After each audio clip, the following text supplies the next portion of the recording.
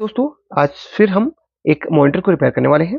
ये Zebronics company का है और ये काम नहीं कर रहा, यानी कि फुल डेड कंडीशन में है। इसमें जो भी खराबी रहेगी उसको किस तरीके से सॉल्व करना है इस वीडियो में आपको स्टेप बाय स्टेप बता दूंगा। अगर आपके पास कोई भी मॉनिटर आते हैं तो इजीली आप उसको रिपेयर कर सकते हैं। बस आप हमारी वीडियो को देखिए, सीखिए और कोई भी चीज़ें आप अगर पूछना चाहें तो बिल्कुल पूछ सकते हैं। हम ऑलरेडी आपको बोल चुके हैं कि हमारे द्वारा जल्द से जल्द कोशिश हम करते हैं कि सपोर्ट आपको करें।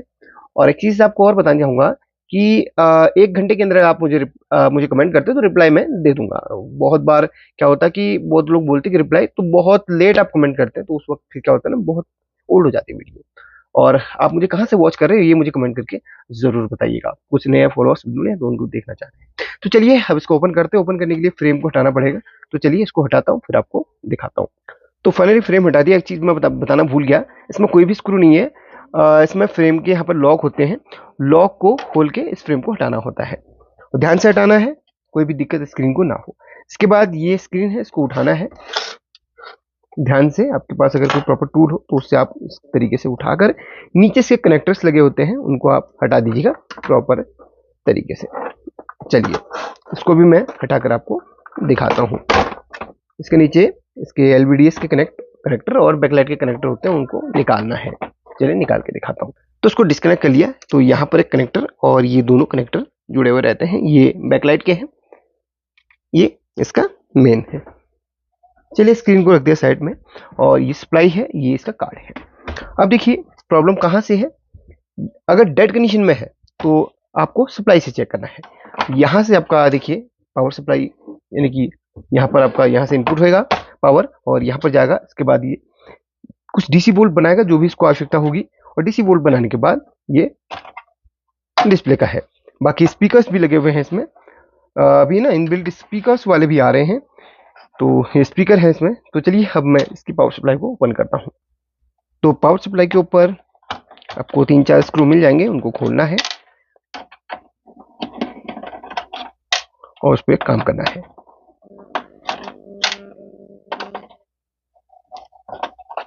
ये 2022 का इसमें टैग लगा हुआ है कि 2022 में ये मैन्युफैक्चरिंग हुआ था। तो ये इसकी सप्लाई है। यहाँ पर कैपेसिटर फूला है और ये फ्यूज देखिए ब्लास्ट हुआ है। ये फ्यूज देखिए ये ब्लास्ट हुआ है, ग्लास टाइप फ्यूज इसमें लगा हुआ है और ये ब्लास्ट हुआ है। और यहाँ पर आप इसकी स्थिति देख सकते हैं। यहाँ पर ये काफी, ये देखिए जोरदार से ब्लास्ट हुआ है। यहाँ पर भी ये इसका निशान पड़ा हुआ है। तो चलिए सप्लाई पे हम काम करेंगे। इसमें फायदा ये है कि डायरेक्ट सप्लाई दी गई है। काफी बार क्या होता है ना, कार्ड में इनबिल्ट सप्लाई आती है, इसमें सप्लाई अलग से दे दी गई है। सपोज कोई सप्लाई बन नहीं पाती है तो इस ऐसे केस में आप एक नई सप्लाई इसमें डाल सकते हैं। इस कनेक्टर को मैं निकाल देता हूँ, सप्लाई पे अब काम करूंगा। इसको रख देता हूँ थोड़ा किनारे। तो ये इसकी सप्लाई है और सप्लाई में जो प्रॉब्लम देखने के लिए मिल रही है, इसका जो कैपेसिटर है ये फूला है थोड़ा सा देखिए, और ये एनटीसी है, ये भी हल्का सा ब्लैक हुआ है। ये फ्यूज है जो कि बर्न हुआ है। जब भी फ्यूज बर्न होता है तो 2-3 जगहों पे हमें डाउट जाता है। इसका जो प्राइमरी सेक्शन है, ये लाइन के इधर को जो सेक्शन है ये प्राइमरी सेक्शन है। और इसका जो प्राइमरी सेक्शन है यहाँ पर आप देखिए, इसमें एक मॉसफेट लगा हुआ है और ये कैपेसिटर है, पीछे रेक्टिफायर है। अगर ये शॉर्ट हो जाए, ये खराब हो जाए, तो इसमें जो फ्यूज है वो ब्लास्ट हो जाता है। ये चीजें यहाँ पर शॉर्टिंग पैदा करती हैं। रेक्टिफायर ठीक लग रहा है, चेक करने के बाद पता चलेगा। कैपेसिटर यहाँ पर देखिए फूला हुआ है। ये मॉसफेट है, मॉसफेट 4N यानी कि 4N65 यानी कि 4 एम्पियर 650 वोल्ट का यहाँ पर ये मॉसफेट है। 4N चैनल 4 यानी कि 4 एम्पियर। चलिए चेक करते हैं सभी चीजें बारी बारी से और आपको बताते हैं। कंटिन्यूटी मोड में सबसे पहले मल्टीमीटर को रखना है, क्योंकि सारे के सारे कंपोनेंट ज्यादातर यहाँ पर चेक होते हैं। कुछ कंपोनेंट ऐसे हैं जो अदर मोड पे चेक होते हैं। अब शुरुआत कहाँ से करेंगे? अगर फ्यूज बर्न हुआ है तो शुरुआत जो चीजें यहाँ पर स्टार्टिंग से लगी हुई हैं उनको हम चेक करेंगे। तो पहले फ्यूज को हम इस तरीके से अलग कर लेते हैं। अच्छा, यहाँ पर फ्यूज यहाँ से देखें, यहाँ से 2 पॉइंट्स जो निकल रहे हैं, टॉप का पॉइंट छोड़ दीजिए, अर्थिंग का है। यहाँ पर देखिए ये 2 पॉइंट्स हैं, 1 और 2। यहाँ पर देखिए एक और दो, ये जा रहा है इधर पे, और यहाँ से आता है फ्यूज, और उसके बाद यहाँ पर एनटीसी, एनटीसी के बाद यहाँ पर, इसके बाद ये कॉइल से यहाँ पर पूरा हुआ जा रहा है रेक्टिफायर पे। यानी कि ये पूरा यहाँ पर इसमें एनटीसी लगा हुआ है और फ्यूज लगा हुआ है, ये वाला जंक्शन। उसके बाद जा रहा है ये कॉइल के बाद यहाँ पर रेक्टिफायर में। अच्छा, कॉइल यहाँ से यहाँ तक, यहाँ से यहाँ तक कंटिन्यूटी देना चाहिए। अगर कॉइल ऐसे देता है, ठीक है, कॉइल बिल्कुल ओके है। इसके बाद है रेक्टिफायर। अच्छा, रेक्टिफायर में 4 लेग दी गई हैं, 2 इनपुट की 2 आउटपुट की, यानी कि 2 एसी इनपुट होगा और 2 से डीसी आउटपुट होगा। तो चलिए चेक करते हैं। कॉइल सॉरी रेक्टिफायर इसका शॉर्ट दिखा रहा है, ये देखिए चारों लेग आपस में इसकी शॉर्ट है। अब क्या समझे, रेक्टिफायर खराब है या फिर नहीं? उससे पहले हम इससे आगे कुछ चीजें हैं जो कि हमें जो खराब लग रही है उनको निकाल देंगे। जैसे कैपेसिटर है, ये इसमें खराब लग रहा है तो उसको हम निकाल के बाहर कर लेते हैं। उसके बाद हम चेक करेंगे, अगर फिर भी शॉर्टिंग आई तो हम कॉइल को, सॉरी माफ करना, रेक्टिफायर को चेंज कर देंगे, क्योंकि रेक्टिफायर पे शॉर्टिंग ये दिखा रहा है। कैपेसिटर 450 वोल्ट 22 माइक्रोफेरेड का यहाँ पर लगा हुआ है। अब इसको निकाल दिया है। अब हम चेक करते हैं स्थिति क्या है रेक्टिफायर पर। रेक्टिफायर अभी शॉर्ट बता रहा है और ये अभी भी इधर भी शॉर्ट बता रहा है। अच्छा, एनटीसी को चेक नहीं किया हमने, एनटीसी सीरीज में लगा होता है फ्यूज की तरह, एनटीसी बिल्कुल ओके है। अच्छा, एक चीज मैं आपको बताऊं, कुछ कंपोनेंट ऐसे होते हैं जो कंटिन्यूटी मोड में बीप मारते हैं तो सही होते हैं, कुछ ऐसे होते हैं जो कंटिन्यूटी मोड में बीप मारते हैं तो खराब होते हैं। कैपेसिटर है और आपका ट्रांजिस्टर्स है, मॉसफेट है, ये सब चीजें जो होती हैं उनको चेक करने पर कंटिन्यूटी नहीं आनी चाहिए। कॉइल है और कम वैल्यू की रेजिस्टेंस है, एनटीसी है, ये चेक करने पर कंटिन्यूटी देते हैं। ट्रांसफॉर्मर है, ये भी कंटिन्यूटी देते हैं। इनके बारे में डिटेल से वीडियो बनाया है, उनको देखिए, सीखिए, तभी आपको पता चलेगा। क्योंकि मैंने बोला कि एनटीसी तो आप लोग इसको शॉर्ट मानेंगे नहीं, एनटीसी की जो बिहेव है ऐसा ही है, एनटीसी चेक करने पर कंटिन्यूटी देता है। तो उस वीडियो को देखेंगे तो बेटर तरीके से सीख पाएंगे कि कौन से कंपोनेंट ऐसे हैं जो बीप देते हैं, कौन से हैं जो बीप नहीं देते हैं, जो बीप देने पर खराब माने जाते हैं। ठीक है, तो रेक्टिफायर जो है बीप नहीं देना चाहिए, जो कि बीप दे रहा है। अभी सबसे पहले हम रेक्टिफायर को निकालने से पहले मॉसफेट की टेस्टिंग कर लेते हैं। मॉसफेट यहाँ पर लगा हुआ है, मॉसफेट की 3 लेग है, गेट ड्रेन सोर्स चेक करते हैं। मॉसफेट की 2 लेग शॉर्ट बता रहा है।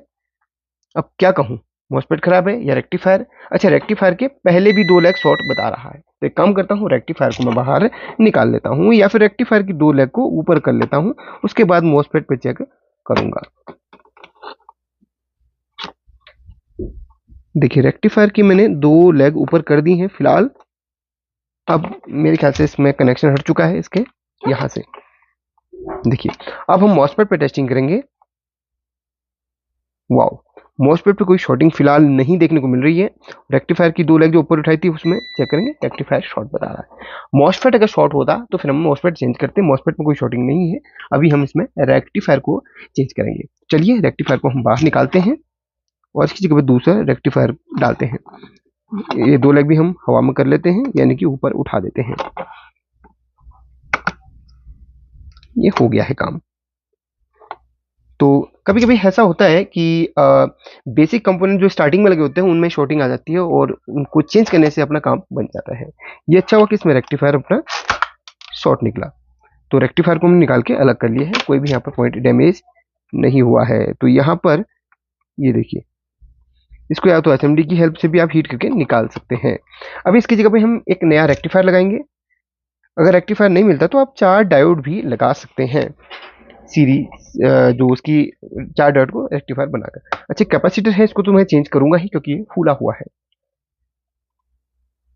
हालांकि कैपेसिटर शॉर्ट नहीं बता रहा है, लेकिन इसको चेंज करूंगा क्योंकि ये फूला हुआ है, ये कभी भी फट सकता है। चलिए चेंज करते हैं। तो फाइनली यहाँ पर 3 चीजें जो खराब थी उसकी व्यवस्था मैंने कर ली है। एक कैपेसिटर जो कि 450 वोल्ट और 47 माइक्रोफेरेड का है, इसमें 22 माइक्रोफेरेड का है, इसमें हम 47 में कोई दिक्कत नहीं है।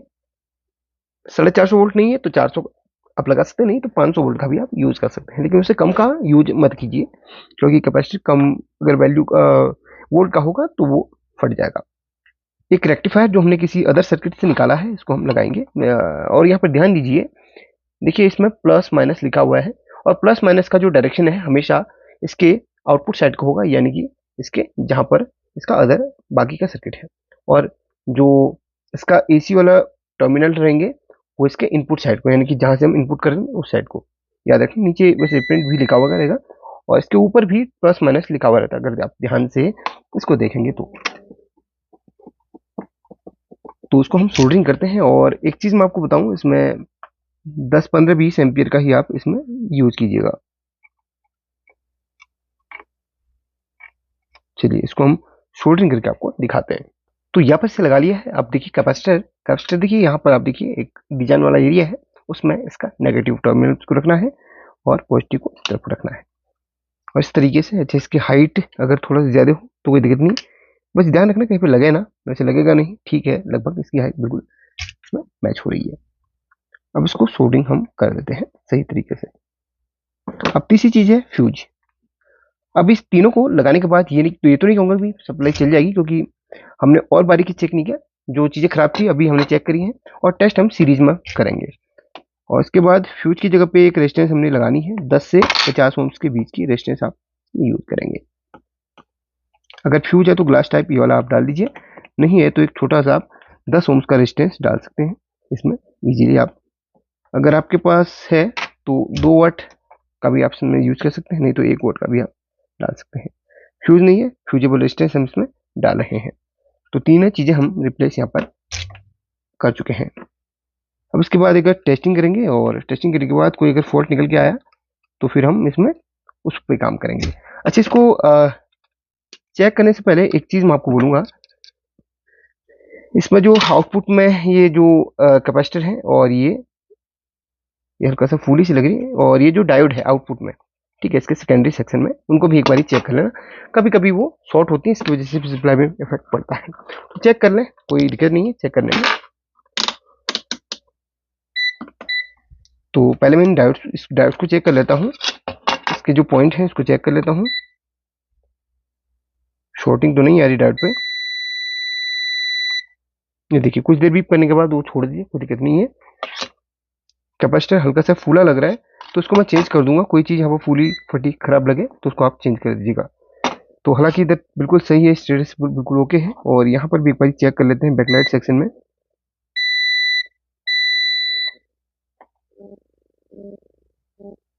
चलिए ओके है। तो एक बार मैं इसको है ना पावर देके देख लेता हूँ। ये पावर कॉर्ड है अपने पास और इसमें अटैच करते हैं, इसको ऑन करते हैं। ऑन कर लिया है, इसको ऑफ करते हैं एक बार। वैसे शॉर्टिंग तो नहीं आ रही कहीं पर भी, सीरीज लाइट नहीं जल रही है, लेकिन हम कुछ कंपोनेंट्स हैं, मॉसफेट कोई हीटिंग नहीं है, कैपेसिटर कोई हीटिंग नहीं है, कोई हीटिंग नहीं है। अब यहाँ पर हम एक बार वोल्टेज चेक कर लेते हैं। आउटपुट में इस पॉइंट पे 12 वोल्ट यहाँ पर दिखा रहा हूँ आना चाहिए, तो 12 वोल्ट चेक करते हैं। ग्राउंड का है सबसे लास्ट का, तो ये ग्राउंड का है, ये 12 वोल्ट का है। चेक करते हैं वोल्टेज। सबसे पहले तो डीसी वोल्ट पे इसको रख लिया है, और हम यहाँ पर मेन कैपेसिटर पे वोल्टेज चेक करते हैं। 307 वोल्ट डीसी यहाँ पर बन रहा है। इसके बाद हम आउटपुट में चेक कर लेते एक बारी। 12 वोल्ट यहाँ पर डीसी अब बन रहा है, इसका मतलब सप्लाई ओके हो चुका है, कोई दिक्कत नहीं है। देखिए 12 वोल्ट डीसी इधर पे आउटपुट में बन रहा है। ऑफ करते हैं, ऑफ कर लिया है। और ये कैपेसिटर है ना, इसको आप डिस्चार्ज कर लीजिए, या फिर इसको बिल्कुल वोल्टेज इसका बिल्कुल खत्म होने तक इसको रखिए। नहीं तो इसको आप एक चिमटी की हेल्प से या किसी टूल की हेल्प से इसको डिस्चार्ज कर लीजिएगा इस तरीके से, नहीं तो हाथ लग जाएगा भाई, करंट लग जाएगा, हाथ लगने से करंट लग सकता है। अब मैं एक बार इस सप्लाई को जोड़ता हूँ और देखता हूँ। तो यहाँ पर सबसे पहले मैं इसको फिक्स कर लेता हूँ। हाँ, सप्लाई मैंने यहाँ पर जोड़नी है, और बाकी जो स्क्रू गए हैं वो सब यहाँ पर रख लेता हूँ। यहाँ पर इसकी बैकलाइट है, तो बैकलाइट को अपन चेक करेंगे ये ऑन हुआ कि नहीं।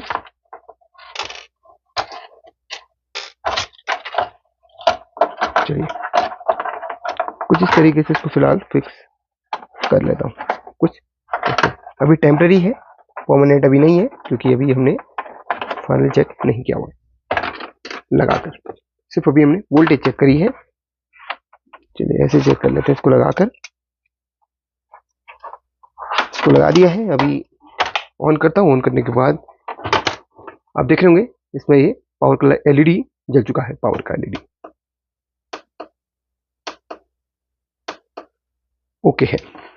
तो फाइनली इसको फिक्स करते हैं, स्क्रीन को लगाते हैं, उसके बाद आपको दिखाते हैं। फाइनली इसे मैंने पैक कर लिया, एक बार आपको चेक करके इसको दिखा देता हूँ। ऑन कर लिया है और वेट करते हैं। नो सिग्नल, परफेक्टली काम कर रहा है और ये थोड़ी देर बाद ऑटोमेटिक चले जाता है। क्योंकि इसमें जब कंप्यूटर को सीपीयू के साथ में, सॉरी मॉनिटर को जब सीपीयू के साथ में कनेक्ट करते हैं तो ही ये ऑन होता है, वरना नो सिग्नल आने के बाद बंद हो जाता है। फिर से इसको ऑफ करते हैं, ऑन करते हैं, देख लेना नो सिग्नल आया, फिर ये चला जाएगा। परफेक्टली ये काम कर रहा है, देखिए। तो आज आपने सीखा कि किस तरीके से पावर सप्लाई के फॉल्ट को रिपेयर किया जाता है। वीडियो पसंद आए तो लाइक करके शेयर करना ना भूलिए। शुक्रिया।